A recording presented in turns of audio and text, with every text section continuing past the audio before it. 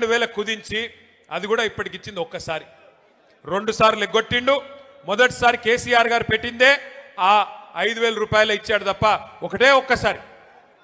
2 ఏళ్లలో ఈ ప్రభుత్వం రైతు బంద్ వేసింది ఒక్కసారి, అది కూడా తగ్గించి 15,000 అని చెప్పి 12,000 కుదించి అది కూడా మొన్న ఒక్కసారి వేశారు. మళ్ళీ ఇప్పుడు సంక్రాంతి పండుగ రాబోతా ఉంది. మరి ఇప్పుడు వేస్తారో వేయరో ఎవరికి తెలియదు. ఎంత దారుణం అంటే కౌలు రైతులను మర్చిపోయారు. 3 పంటలకు రైతు బంధు ఇస్తామన్నది మర్చిపోయారు. 15,000 మర్చిపోయారు.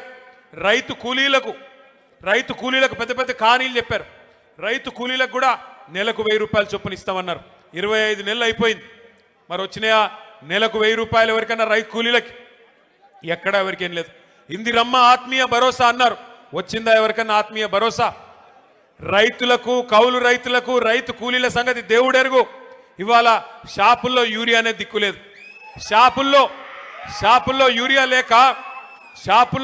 లేక యూరియా కోసం లైన్లు కడుతుంటే రైతులు, మరి మన తమ్ముళ్ళందరూ వీడియోలు తీసి వాట్సాప్లలో పెడుతుంటే ప్రభుత్వం పరువు పోతుందని చెప్పి ఒక కొత్త నాటకానికి శ్రీకారం చుట్టారు. ఏమని? యాప్ అంట. యాప్లో వస్తుంది. యాప్లో ఎప్పుడు వస్తుంది? షాప్లో ఉంటాయి కదా, అక్కడ షాపులోనే లేదు, యాప్లో ఎడికెళ్ళి వస్తుంది. ఇప్పుడు ఈ యాప్ కూడా పనిచేయట్లేదు. యాప్ పనిచేయకపోతే ఇప్పుడు కొత్త నాటకం మళ్ళోటి. కార్డు అంట, కార్డు.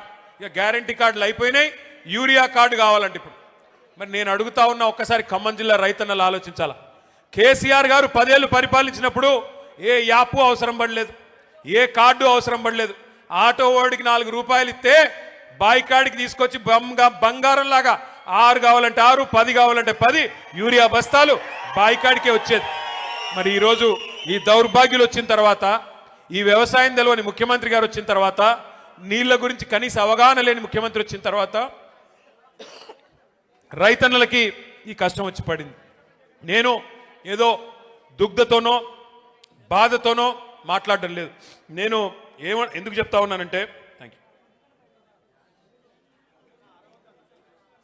ఎందుకు చెప్తా ఉన్నా అంటే, ఈ ముఖ్యమంత్రి గారికి నదీ జలాల మీద కనీస అవగాహన లేదు. గోదావరిలో, కృష్ణా నదిలో మన హక్కుల గురించి కనీస అవగాహన లేదు.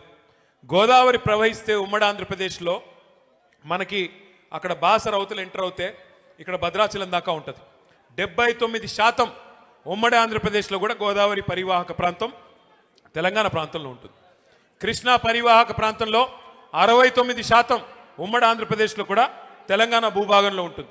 మరి అలాంటప్పుడు 79% నదీ పారకం ఇక్కడ ఉండి, క్యాచ్మెంట్ ఏరియా ఇక్కడ ఉండి, బాసరా టు భద్రాచలం గోదావరి ఉండి మనకు నీళ్లు రాకపోవడం ఏందని చెప్పి కేసీఆర్ గారు కొట్లాడిందే ఆ నీళ్ల కోసం.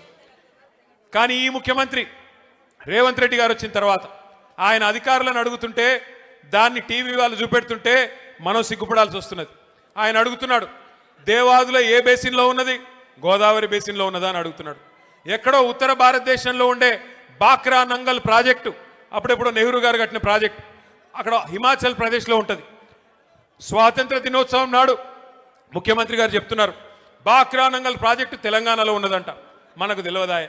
అంటే ఇంత గొప్ప ముఖ్యమంత్రి, నదులు తెలియదు, నీళ్లు తెలియదు. చివరికి ఎట్లాంటి పరిస్థితి అంటే, ఈరోజు ఈ ముఖ్యమంత్రి గారిని చూస్తూ ఉంటే నిజంగా జాలేస్తూ ఉన్నది.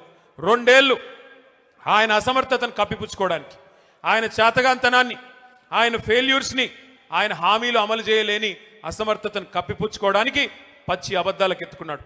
ఏం మాట్లాడినా, ఏం అడిగినా, ఏమయ్యా రేవంత్ రెడ్డి గారు ఎందుకు అమలు చేయవు? 100 రోజులు 6 గ్యారంటీలు అంటివి ఏమైంది అంటే, ఇలా ఒకటే పల్ల వెతుకున్నారు అందరూ. ఏమంటారు వాళ్ళు? కేసీఆర్ అప్పుల పాలు చేసిపోయాడు, కేసీఆర్ రాష్ట్రాన్ని అప్పుల పాలు చేసిపోయాడని చెప్పి దుష్ప్రచారం, అబద్ధాలు చెప్తా ఉన్నారు. మొన్న ఈ మధ్యనే పార్లమెంట్లో ఒక బీజేపీ ఎంపీ గారు ఆయన అడిగినాడు కేంద్ర ప్రభుత్వాన్ని. మరి రేవంత్ రెడ్డి చెప్తున్నాడు రాష్ట్రం అప్పుల పాలైపోయింది అంటున్నాడు, కేసీఆర్ గారు అప్పుల పాలు చేశారు అంటున్నాడు. ఎంత అప్పు అయింది? కేసీఆర్ గారు పదవీ బాధ్యతలు చేపట్టినాడు, తెలంగాణ వచ్చినాడు, ఉన్న అప్పెంత? కేసీఆర్ గారు తప్పుకున్న నాడు ఉన్న అప్పెంత అని చెప్పి అడగడం జరిగింది. కేంద్ర ప్రభుత్వం రిజర్వ్ బ్యాంక్ని అడిగింది. భారతదేశంలోనే అతిపెద్ద బ్యాంక్ రిజర్వ్ బ్యాంక్. తర్వాత కంట్రోలర్ అండ్ ఆడిటర్ జనరల్ అంటే కాగ్ వాళ్ళని అడిగింది. అడిగి పార్లమెంటు వేదికగా ఆ బీజేపీ పార్లమెంట్ సభ్యుడికి కేంద్ర ప్రభుత్వం సమాధానం చెప్పింది.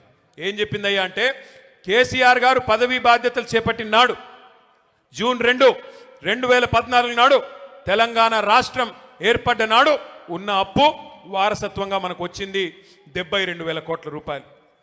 కేసీఆర్ గారు పదవి నుండి దిగిపోయిన నాడు డిసెంబర్ 3, 2023 నాడు మన రాష్ట్రం యొక్క అప్పు 3,50,000 కోట్లు. అంటే ఆ 3,50,000 కోట్లలో ఆ 72 తీసేస్తే 9.5 ఏళ్ల కాలంలో కేసీఆర్ ప్రభుత్వం చేసిన అప్పు కేవలం 2,80,000 కోట్లు మాత్రమే అని చెప్పి నేను చెప్పడమో, అజయ్ గారో, నామా గారో, రవిచంద్ర గారో చెప్తున్న మాట కాదు. కేంద్ర ప్రభుత్వం చెప్తున్న మాట, రిజర్వ్ బ్యాంక్ ఆఫ్ ఇండియా చెప్తున్న మాట. వాళ్ళు చెప్పేదేమో 2,80,000 కోట్లు. బట్టి గారిని అడిగితే 6 లక్షల కోట్లు అంటాడు, తుమ్మలను అడిగితే 7 లక్షల కోట్లు అంటాడు, బాంబులేటిని అడిగితే 8 లక్షల కోట్లు అంటాడు, రేవంత్ రెడ్డిని అడిగితే 10 లక్షల కోట్లు అంటాడు. నోరే కదా, ఏముంది, ఎటు పడితే అటు మాట్లాడచ్చు. ప్రజలు వెర్రోళ్ళు కదా, నమ్ముతారులే అనుకుంటున్నారు ఈ సన్నాసులు. నేను ఒకటే గుర్తు చేస్తా ఉన్నా, ఎస్, కేసీఆర్ గారు అప్పు చేశారు. 2,80,000 కోట్ల అప్పు చేసిండు కేసీఆర్. చేసి ఏం చేసిండు? 73,000 కోట్ల రూపాయలు 70 లక్షల రైతుల ఖాతాల్లో 11 సార్లు రైతు బంధు రూపంలో వేసిన నాయకుడు కేసీఆర్. ఎస్, కేసీఆర్ గారు అప్పు చేశారు. అప్పు చేసి ఏం చేశాడు కేసీఆర్? ఒక్కొక్క రైతుకి రైతు బీమా ఇచ్చి లక్షల మంది రైతులకి 5 లక్షల రూపాయల చొప్పున చనిపోతే ఎవరైనా నష్టపరిహారం అందించారు కేసీఆర్ గారు. ఎస్, కేసీఆర్ గారు అప్పు చేశారు. 9.5 ఏళ్ళు ఒక్క ఉచిత కరెంటు కోసమే వ్యవసాయానికి 50,000 కోట్ల రూపాయలు ఖర్చు పెట్టింది కేసీఆర్ ప్రభుత్వం రైతన్నల కోసం. ఎస్, కేసీఆర్ గారు అప్పు చేశారు. 2 దఫాలుగా 1,00,000 రూపాయల చొప్పున రుణమాఫీ చేయడానికి 28,000 కోట్ల రూపాయలు వెచ్చించింది కేసీఆర్ ప్రభుత్వం. ఎస్, కేసీఆర్ గారు అప్పు చేశారు 2,80,000 కోట్లు. ఆ అప్పుతో 1,022 గురుకుల పాఠశాలలు పెట్టి 6.5 లక్షల మంది మన పిల్లలకి 6.5 లక్షల మంది పిల్లలకి ఒక్కొక్క అమ్మ మీద, ఒక్కొక్క అమ్మాయి మీద, ఒక్కొక్క తమ్ముడి మీద 1,20,000 రూపాయలు సంవత్సరానికి ఖర్చు పెట్టి నాణ్యమైన విద్య అందించారు. ఎస్, కేసీఆర్ గారు అప్పు చేశారు. చేసి ఏం చేశారు? 15 లక్షల మంది ఆడకూతురులకి 1,00,000 రూపాయలు ఇచ్చి కళ్యాణ లక్ష్మి పేరుతో, షాదీ ముబారక్ పేరుతో వారి పెళ్లి చేయించారు. ఎస్, కేసీఆర్ గారు అప్పు చేశారు. 32 జిల్లాలుగా తెలంగాణను మార్చి 32 కలెక్టరేట్లు కట్టారు.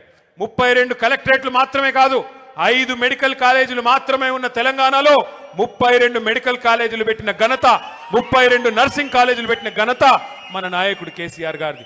ఎస్, కేసీఆర్ గారు అప్పు చేశారు. అప్పు చేసి ఇంటింటికి నల్లా నీళ్ళిచ్చే మిషన్ భగీరథ కార్యక్రమాన్ని 40,000 కోట్ల రూపాయలతో కట్టారు. ఎస్, కేసీఆర్ అప్పు చేసి పాలమూరు రంగారెడ్డి ఎత్తిపోతల పథకంలో 90% పనులు పూర్తి చేసి 30,000 కోట్ల రూపాయలు అక్కడ ఖర్చు పెట్టారు. ఎస్, కేసీఆర్ గారు అప్పు చేశారు. మీ ఖమ్మం జిల్లాకు వరప్రదాయని లాంటి సీతారామ సాగర్ ప్రాజెక్టులో 1,000 కోట్ల రూపాయలు ఈ జిల్లా రైతన్నల కోసం ఖర్చు పెట్టారు. ఎస్, కేసీఆర్ అప్పు చేసిన మాట వాస్తవం. కానీ కేసీఆర్ చేసిన అప్పు మన భవిష్యత్తు మీద పెట్టిన పెట్టుబడి, తెలంగాణ పిల్లల కోసం పెట్టిన పెట్టుబడి, తెలంగాణ రైతుల కోసం పెట్టిన పెట్టుబడి తప్ప కేసీఆర్ గారు మీలాగా దోచుకోలేదు. మీరేం చేస్తున్నారు 2 ఏళ్లలో చెప్పండి? కేసీఆర్ గారు ఆ ప్రభుత్వం ఉన్నప్పుడు బ్రహ్మాండంగా రైతులకి నాట్లేసే టైంకి మీ ఫోన్లన్నీ టింగు టింగు టింగు అని మోగేది, రైతు బంధు మీ ఖాతాల్లో పడేది, 1,000 కోట్ల రూపాయలు మీ ఖాతాల్లోకి వచ్చేది. కానీ ఇవాళ 1,000 కోట్ల రూపాయలు టకీ టకీమని పోతున్నాయి. ఎక్కడికి పోతున్నాయి? ఎక్కడికి? ఢిల్లీకి పోతున్నాయి.